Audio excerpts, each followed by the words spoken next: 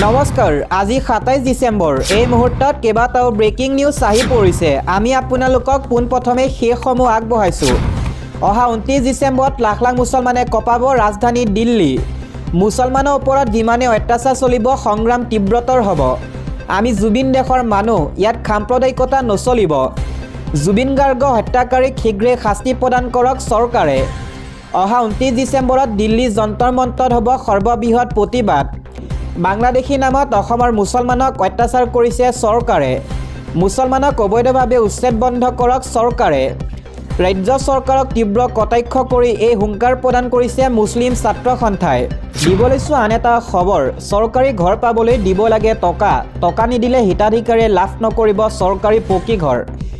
চৰকাৰী পকী ঘৰ পাবলৈ হেনো দিব লাগে 500ৰ পৰা 1000 টকা পিএমএয়ে ঘৰৰ বাবে জিঅ' টেগৰ নামত বৃহৎ দুৰ্নীতি পোহৰলৈ আহিছে পঞ্চায়ত প্ৰতিনিধি আৰু কৰ্মচাৰীৰ বিৰুদ্ধে এই গুৰুতৰ অভিযোগ উত্থাপন হৈছে চৰকাৰী ঘৰৰ বাবে হেনো পঞ্চায়ত প্ৰতিনিধি কৰ্মচাৰীক দিব লাগে ধন জিঅ' টেগৰ নামত ফটো উঠাই অবৈধভাৱে ধন সংগ্ৰহ কৰা হৈছে আন আঁচনিৰ নামতো টকা নিদিলে হিতাধিকাৰীয়ে নাপায় কোনো আঁচনি পঞ্চায়ত সদস্য শহীদুল ইছলাম আৰু কৰ্মচাৰীৰ বিৰুদ্ধে এই বিস্ফোৰক অভিযোগ উত্থাপিত হৈছে ধুবুৰী তামাৰহাট থানাৰ কামানডাংগা গাঁও পঞ্চায়তত এই দুৰ্নীতিৰ খবৰ পোহৰলৈ আহিছে পৰৱৰ্তী খবৰ বাৰে বাৰে টাৰ্গেট কৰি থকা হৈছে হিন্দুক নলবাৰী ঘটনাক লৈ দিলীপ শইকীয়াই কৰিছে ডাঙৰ মন্তব্য বৰদিন উদযাপন কৰাত কোনো আপত্তি নাই কিন্তু আমাৰ হিন্দু মানুহৰ সংখ্যা কমি গৈছে নেকি বাৰে বাৰে টাৰ্গেট কৰি থকা হৈছে হিন্দু মানুহক কোনোবা খ্ৰীষ্টান মানুহ হিন্দু ধৰ্মলৈ আহিছে নেকি কেৱল হিন্দু মানুহেই যে খ্ৰীষ্টান হ'ব লাগে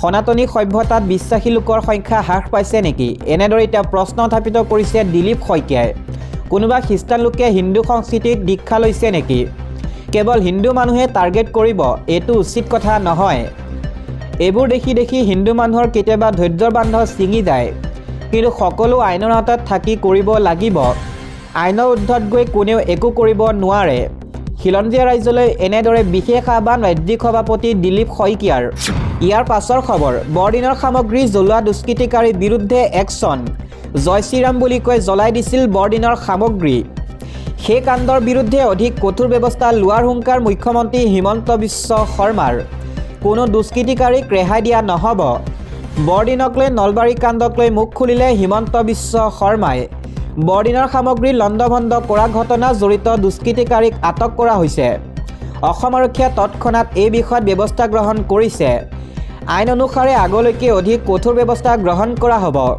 সামাজিক মাধ্যমত এনেদৰে পোষ্ট মুখ্যমন্ত্ৰী হিমন্ত বিশ্ব শৰ্মাৰ বৰদিনৰ প্ৰাক মুহূৰ্তত সংঘটিত কৰিছিল এই ভয়ংকৰ কাণ্ড বজৰং দল বিশ্ব হিন্দু পৰিষদৰ 4 নেতাক আটক কৰা হৈছে বৰদিন পালন কৰিব নিদিও বুলি দিছিল হুংকাৰ লণ্ডভণ্ড কৰিছিল বৰদিনৰ সামগ্ৰী ৰাজপথত জ্বলাই দিছিল বৰদিনৰ সামগ্ৰী সেই কাণ্ড সংঘটিত কৰা বিজয় দত্ত নয়নমণি তালুকদাৰক ইতিমধ্যে আটক কৰা হৈছে আগবঢ়াইছোঁ ইয়াৰ পাছৰ খবৰ যেতিয়া মৌলবাদীয়ে শাসন ব্যৱস্থা হাতত লয় তেতিয়া তাত গণতন্ত্ৰ টিকি নাথাকে বাংলাদেশৰ মুখ্য উপদেষ্টা মহম্মদ ইউনুছ মৌলবাদী মানুহ বাংলাদেশত মৌলবাদী চিন্তা চৰ্চা আধাৰত চৰকাৰ চলিছে বাংলাদেশৰ ঘটনা সন্দৰ্ভত মন্ত্ৰী ৰঞ্জিত কুমাৰ দাসে কৰিছে এই বিস্ফোৰক মন্তব্য ভাষাৰ উদ্ধত সংস্কৃতি আৰু সংস্কৃতি মানে সনাতনী সংস্কৃতি বাদ দি কোনো কৃষ্টি হ'ব নোৱাৰে সনাতনী সংস্কৃতি বাদ দি কোনো ভাষা হ'ব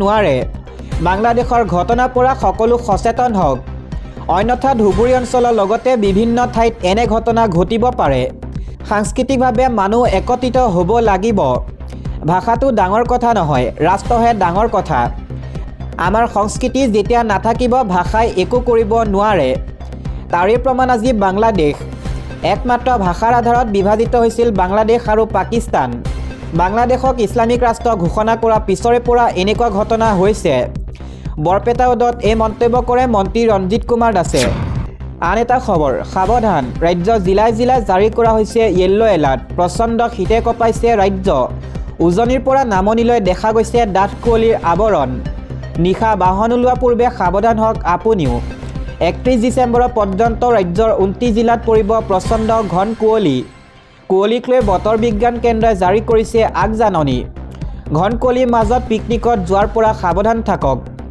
জানুৱাৰী আৰম্ভণিতে ৰাজ্যৰ প্ৰচণ্ড কুঁৱলীৰ আচ্ছাদন পুৱাৰে পৰা ঘন কুঁৱলী আৱৰি ৰাখিছে চৌদিশ।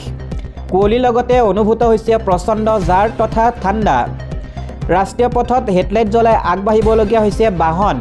ৰাজ্যৰ ভিন্ন প্ৰান্তত ঘন কুঁৱলী আচ্ছাদন। কেইবাখনো জিলালৈ সতৰ্কবাণী জাৰি কৰা হৈছে। ৰাজ্যৰ জিলাসমূহলৈ বতৰ বিজ্ঞান বিভাগে জাৰি কৰিছে য়েল্লো এলাৰ্ট। জিলাকেইখন ক্ৰমে কোকৰাঝাৰ, ধুবুৰী, দক্ষিণ খালমাৰা, গোৱালপাৰা, নগাঁও আৰু পশ্চিম কাৰ্বি আংলং, হোজাই, কাৰ্বি আংলং, হাইলাকান্দি, শ্ৰীভূমি।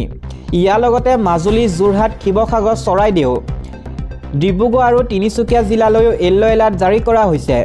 দিবলৈছো আন এটা খবৰ। কাৰ্বি আংলঙৰ উত্তেজনাপূৰ্ণ পৰিস্থিতিক লৈ গৌৰৱ গগৈৰ উদ্বেগ প্ৰকাশ। কাৰ্বি আংলঙত যি ধৰণৰ হিংসাত্মক ঘটনা সংঘটিত হৈছে সেয়া ৰাজ্যখনৰ লগতে গণতন্ত্ৰৰ বাবেও উদ্বেগজনক।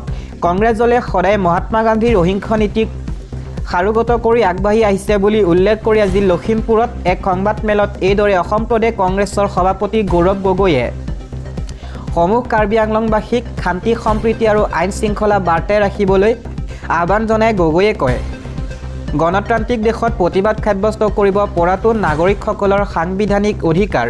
কিন্তু কেতিয়াও প্ৰতিবাদৰ সময়ত চৰকাৰ প্ৰশাসনেই হওক বা প্ৰতিবাদকাৰীসকলেই হওক হিংসাৰ আশ্ৰয় লোৱা অনুচিত। লগতে প্ৰদেশ কংগ্ৰেছৰ সভাপতিগৰাকীয়ে প্ৰতিবাদকাৰীসকলক প্ৰৰোচিত হ'ব পৰা কাম নকৰিবলৈকো চৰকাৰ প্ৰশাসনক অনুৰোধ জনায়। তেওঁ কয়, প্ৰতিবাদকাৰীসকলৰ দাবী থাকিবই। সেয়া শুনি আলাপ আলোচনাৰ মাধ্যমেৰে প্ৰয়োজনীয় ব্যৱস্থা গ্ৰহণ কৰাটোৱে হৈছে চৰকাৰৰ দায়িত্ব। এই সন্দৰ্ভত তেওঁ দিন দিয়াৰ পূৰ্বে কংগ্ৰেছ দলে ৰূপায়ণ কৰা এক প্ৰতিবাদী কাৰ্যসূচীত চৰকাৰৰ বৰ্বৰোচিত কাণ্ডৰ বাবে এগৰাকী কংগ্ৰেছী কৰ্মীয়ে প্ৰাণ আহুতি দিবলগীয়া হোৱাৰ কথাটো উল্লেখ কৰে। আমি নিজেও এনে দুৰ্বিষহ অভিজ্ঞতাৰ সন্মুখীন হৈছোঁ। আমিও সতীৰ্থ মৃদুল ইছলামক হেৰুৱাবলগীয়া হৈছিল। চৰকাৰ প্ৰশাসনৰ ফালৰ পৰা কন্দুৱা গেছ জধে মধে নিক্ষেপ কৰাৰ ফলতে আমি তেওঁক অকালতে হেৰুৱালোঁ। সেয়ে চৰকাৰক ধৈৰ্য সহকাৰে ব্যৱস্থা গ্ৰহণ কৰিবলৈ আমি বাৰম্বাৰ আহ্বান জনাইছোঁ।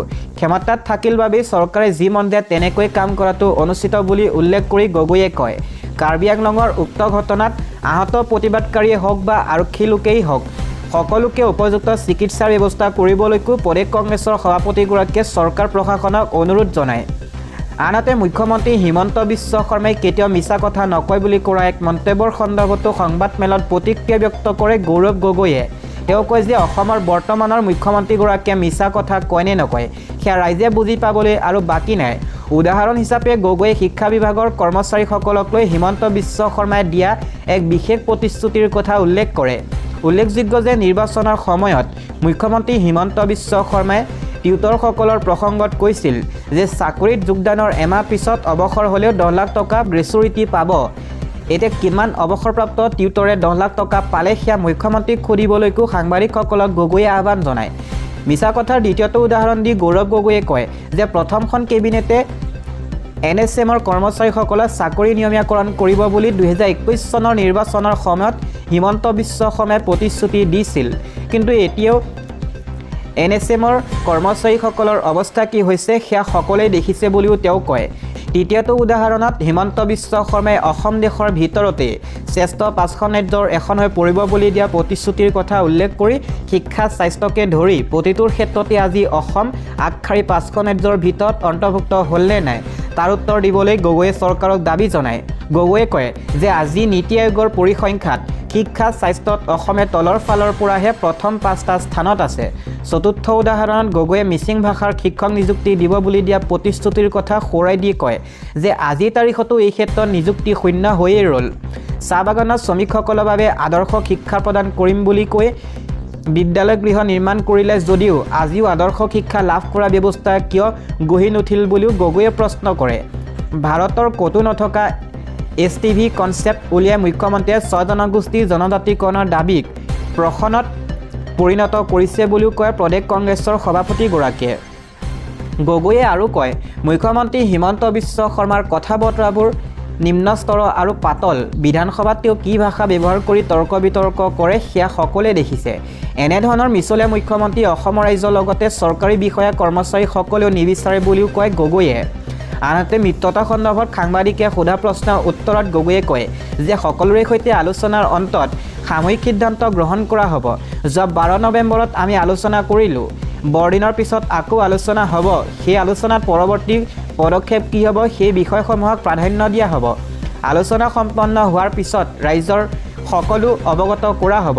একেদৰে নিৰ্বাচনত কংগ্ৰেছ দলৰ পৰা সমষ্টিসমূহত কেনে নেতাই প্ৰাৰ্থিত্ব লাভ কৰিব সেই সম্পৰ্কে উল্লেখ কৰি কয় যে যুৱ নেতাসকলে প্ৰাধান্য পোৱাটো বহুতে বিচাৰিছে যদিও ৰাইজৰ পদূলিত ৰাইজৰ কংগ্ৰেছ অভিযানৰ অন্তত ৰাইজৰ পৰা লাভ কৰা দিহা পৰামৰ্শ ভিত্তিতে সমষ্টিসমূহত প্ৰাৰ্থিত্ব প্ৰদান কৰা হ'ব।